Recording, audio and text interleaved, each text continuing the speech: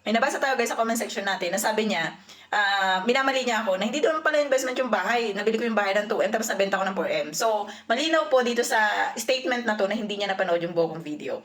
So guys, kaya nga tayo gumagawa ng video, hindi para tayo magtalo, kundi para kung meron akong alam na hindi nyo alam, malaman nyo, and then kung meron kayong alam na hindi ko alam, masabi nyo sa akin. So, yun yung purpose kung bakit gumagawa tayo ng video, hindi para maliin kayo lahat. Kasi wala pong maling negosyo. Wala talagang maling negosyo.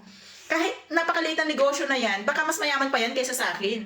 Yung mga nagtitinda sa mga night market, baka mas mayaman pa po yan sa mga OFW, sa totoo lang. Wala po talagang maling negosyo. Ang nagiging mali lang siya kung hindi natin siya na-handle ng maayos. So sinabi ko sa vlog ko na kapag bumili kayo ng bahay, liability siya kung hindi nyo siya, kung titirhan nyo lang siya at hindi nyo siya pagkakakitaan, hindi nyo siya ibebenta. So binanggit ko po yan sa vlog ko. Ngayon, ang sabi niya kasi, hindi pala yung investment kasi 2M ko siya binili tapos 4M ko siya binenta. Kaya ibig sabihin, investment siya kasi pinagkakitaan mo eh. Kahit yan po ay 5 to 10 years mo pa maibenta, magiging investment siya that time na naibenta mo. Pero habang tinitirhan mo, liability pa siya. Hindi naman kasi natin sinabi na kapag bumili ka ng bahay, automatic liability siya eh. Na habang buhay siyang liability. So, ganito siya. Pag binili mo tong bahay for the span of 5 years, nabili mo yung bahay, tinirhan mo ng 5 years yung bahay, siya po ay liability kasi lahat ng pera lumalabas. Yung tubig, kuryente, yung amilyar, yung pagpapagawa, maintenance, lahat po yun palabas ang pera mo. Pero kung pagdating ng 5 years, bigla mo maisipan siyang ibenta, binenta mo siya, for example, nag-add ka ng 500,000, ang tawag na po sa kanya is investment. Nag-invest ka, nag-flipping ka, nagbenta ka ng bahay, kumita ka dun sa bahay, investment na po ang magiging tawag doon.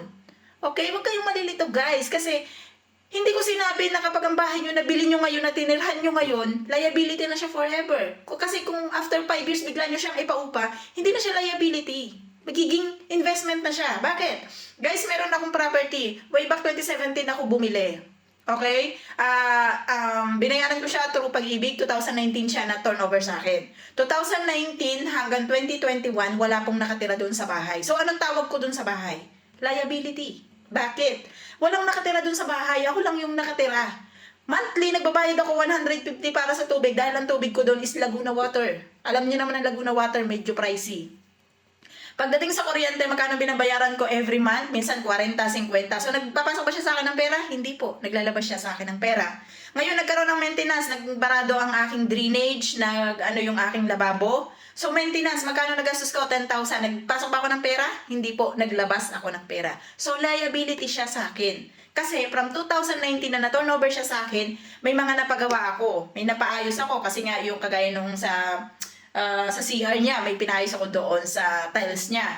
So, naglabas ako ng pera sa kanya, hindi siya nagpasok ng pera sa akin from year 2019 up to 2021. Pagdating po ng 2021, mid-year, I think, napaupahan ko siya. Kasi nagtrabaho na ako nun bilang gwardiya. Nasa Pilipinas pa ako nito kasi pandemic to. So, year 2021 hanggang I think 2024, napaupahan ko po yung bahay. So, maliit lang ang upa sa bahay kasi nung panahon na yun, hindi pa ako masyadong mulat sa mga ganyan.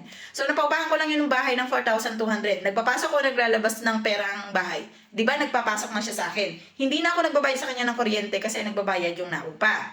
Hindi ako nagbabayad sa kanya ng tubig kasi yung nagbabayad din na upa. So, para po sa kaalaman nyo, kapag Laguna Water kayo, kahit hindi kayo gumagamit ng tubig, nagbabayad po kami monthly. So, ako before, parang I think nasa mahigit 100. So, nung natira nga ako doon, nasa 150 yung binabayaran ko. So, ano pa? So, pag may nasisira, although nagpapagawa ako, pero at the same time, alam mo, nasira yung doorknob ko, may nakatira doon sa bahay. So, ipapagawa ko siya, pero at the same time, nagpapasok ng pera yung renter sa akin. Monthly, nagbabayad siya sa akin ng 4,200. So, sa 4,200 na yon, all in na yon, lahat kasama niya na yon. So, ibig sabihin, from year 2021 hanggang 2024, doon kasi siya nakatira. So, at the time span, I think 25 ng May, at the time span na yon, nagbabayad siya sa akin ng bahay, bayad siya ng bahay sa akin. So, yun yung tinatawag ko na investment na siya, hindi na siya liability kasi nagpapasok na siya sa akin ng pera. Gets? Tapos, pagdating ng I think August 2024, May 2024 hanggang October 2024, walang nakatira doon sa bahay. Kasi may ipapayos ako, something like that. So, hindi ko siya pinatirhan. Anong tawag sa kanya? Liability na po ulit siya. kasi naglalabas na ulit ako sa kanya ng pera. Pero pag patakpo ng October, dahil inopen ko ulit, ginawa ko ulit siyang paupahan, nagpasok na ulit siya sa akin ng pera, investment na ulit siya. Gets niyo ba ang ibig ko sabihin? So, ang bottom line kasi sa ina-explain ko sa inyo, once na yung bahay, nagpasok sa inyo ng pera, automatic yan investment. Kahit pinundar nyo yan, na sinabi nyo, natitirahan ng pamilya nyo, pero nagpasok sa inyo ng pera, investment yan. Kung kayo ay may business na gamit yung bahay nyo, hindi lang siya liability, investment din siya. Bakit? Kasi nandun yung business nyo sa loob ng bahay nyo eh. Natulong siya para magpasok sa inyo ng pera. Hindi lang naman sa paupahan itself kumikita ang bahay. Kung ang bahay gamitin nyo as inyong business, for example, meron kayong business na water station sa mismong bahay nyo. Yung taas, kunyari yun yung inyong tinirhan, yung baba, ginawa yung water station. Nagkaroon kayo ng mga PlayStation, for example, yung mga PC, mga personal computer, ganyan. May mga padota kayo dyan, or may gym kayo dyan sa may baba ng bahay nyo. Something like that, na kumikita siya ng pera, automatic investment siya. Hindi lang siya sa paupahan nagiging investment. Nagiging investment siya once na nagpasok po siya ng pera. So, yun yung well-explained para doon. So, guys, hindi ko alam kung may mali sa explanation ko or hindi lang talaga ng iba na papakinggan kung ano yung explanation ko. Pero ito yung pinakamadaling explanation para sa inyo. Para magets nyo. Bakit ko to kailangan sabihin? Kung tutusin, wala naman akong pake, di ba? Kaya hindi nyo alam kung ano yung liability at investment, it's okay. Kasi hindi naman tayo magkakilala. Pero bakit ko to sinasabi sa inyo? As OFW, guys, ganyan din ako dati. Akala ko, pag nagbili ako ng bahay, automatic investment yun sa akin. Pero nung nakapundar na po ako ng bahay, doon ko na-realize na hindi pala. May pagkakaiba pala to. Hindi pala kapag sinabi mo nakapundar ka ng bahay, investment na to.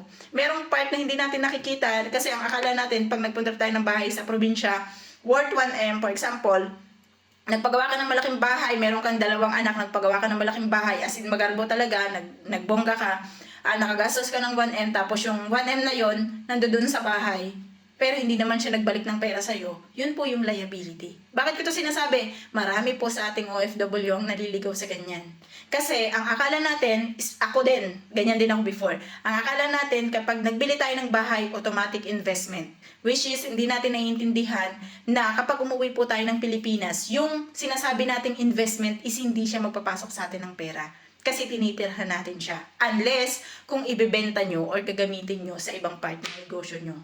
So, magkakaiba naman po ang definition nun. So, yun po yung ina-explain ko sa inyo. Kasi sa ating mga OFW, lalo na kapag yung OFW talaga medyo mapera, gastos tayo ng bahay worth 1M, worth 2M para sa bahay. So, kami po may bahay din kami sa probinsya. Ang tanong, gumastos din ba kami ng malaki sa bahay namin? Yes, ako. Gumastos po ako ng malaki liability dun sa bahay namin sa parents ko na side. So, sa part na yun, liability yun kasi hindi naman talaga siya nagpapasok ng pera. Pero sinasabi ko sa inyo yung definition ng liability at saka ng investment para hindi tayo malito kung paano ba natin mahahandle yung ganong sitwasyon na paano tayo bibili ng bahay na investment at hindi siya liability na matatawag.